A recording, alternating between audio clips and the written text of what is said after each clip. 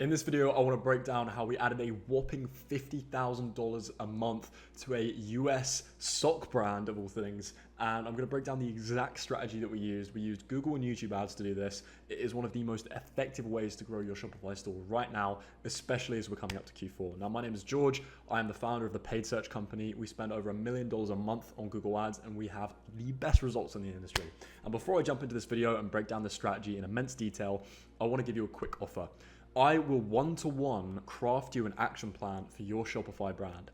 All right, we'll either audit your existing Google ads or create a plan for how you can implement them and scale faster so you don't have to rely on meta ads.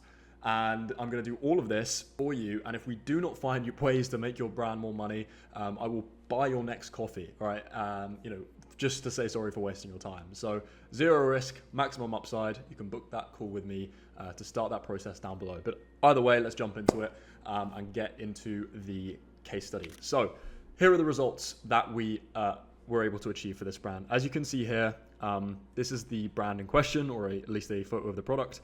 And you can see this is comparing actually September, not October, to May. All right, so a 30-day period compared to the initial 30-day period, and the reason we're comparing it to May is because that's when we came in. Okay, so overall it took like 5 months or so to see these results, 4 or 5 months, and we literally took them, from sub 100k a month on Google to over 130k a month USD. So that's a plus 47 points or 41.7k increase there, and we're also seeing 13k increase in spend. All right, and all of that for only a $3 increase in your cost per acquisition. Now that's not bad. That is not too shabby. Okay, and you can just see how consistent the performance is, right? The spend is consistent, the sales are consistent, the ROAS are consistent. This is what your Google ads should look like, okay? You should be seeing increases month after month, and you should also be seeing consistency.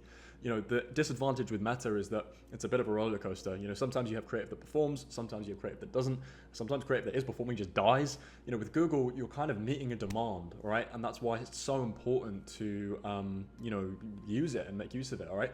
Well, you also have YouTube for creating demand. That's absolutely true. But the majority of the strategy for this brand in particular is really just focusing on capturing demand. And when you're in a niche like they are, where you're primarily selling sports equipment, specifically sports socks, that's what they're known for, compression socks, there's a consistent amount of monthly search volume there, okay? And so to not be showing up for that, to not be running Google ads to meet that demand, is just leaving money on the table, all right? And your competitors that are doing it are just gonna lap up all that traffic and make all that money. So do not let that be you. So let's jump into the strategy. Now, as you can see, there's kind of a full funnel strategy that we implemented to take this brand from A to B. You can see the highest spending campaign in the account is a cold shopping campaign, and this is targeting their best selling product category.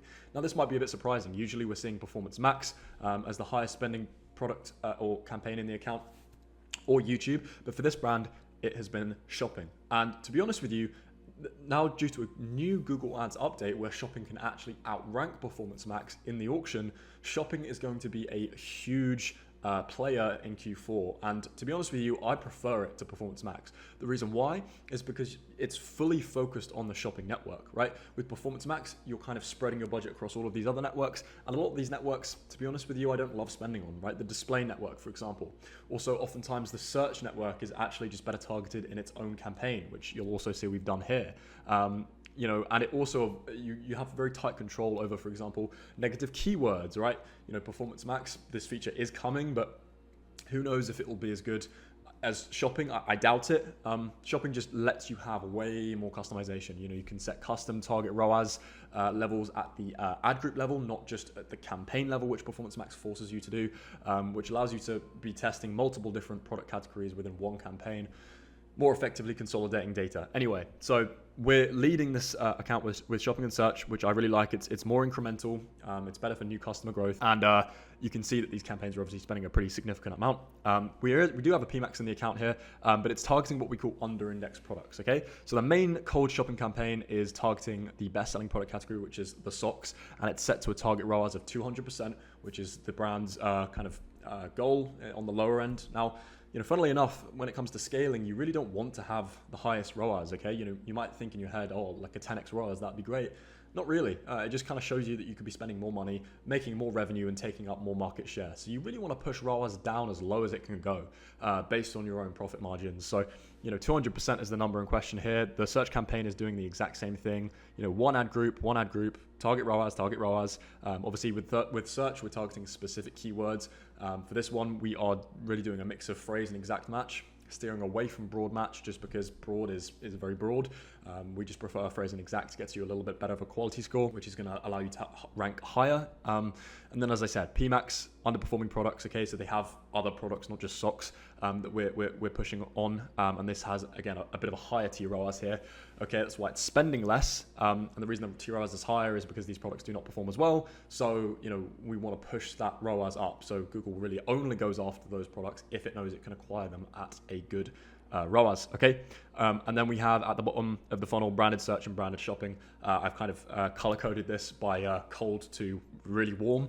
Now, it's really important that we do run some branded search and branded shopping, okay? Because, these campaigns are going to capture obviously branded searches, so people searching for the name of the brand. The reason why this is important is because they're in a very competitive niche, and competitors are going to be bidding on their name, trying to steal their traffic, okay? But the good news is, if you bid for your own name, well, you're pretty much going to rank number one every single time if you're not making any kind of clear mistakes, because the quality score will be highest, right? If someone searches up the name of your brand, they expect to see your brand's ad and expect to land on your brand's landing page, which make up all the functions of a good quality score, good ad rank, etc. Okay, so that's why you want to run branded search, but you only want to really run it on the target impression share bid strategy. Okay, these are all the bid strategies here, and the reason is because it's not a conversion focused campaign. All right, we're not optimizing for conversions, we're not trying to scale this. The only thing we're bidding for is a high impression share, and really we want to be seeing like an impression share of 90% or more for our own brand name.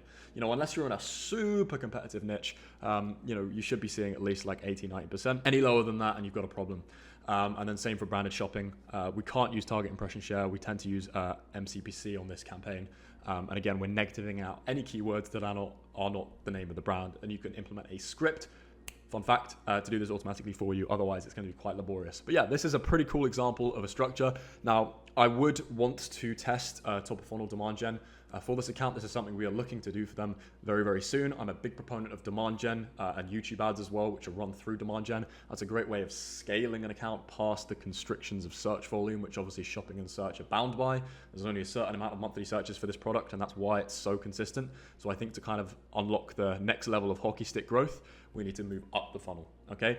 But that'll do it for this video. Now, as I said, if you want a customized action plan for your Shopify brand, book a call with me down below. And if it literally is not valuable to you, if we do not find a laundry list of things that will make you more money with Google Ads, I will buy your next coffee, guaranteed, okay? So go ahead and book that call. Thank you for watching. If you enjoyed the video, like and subscribe, and I'll see you in the next one.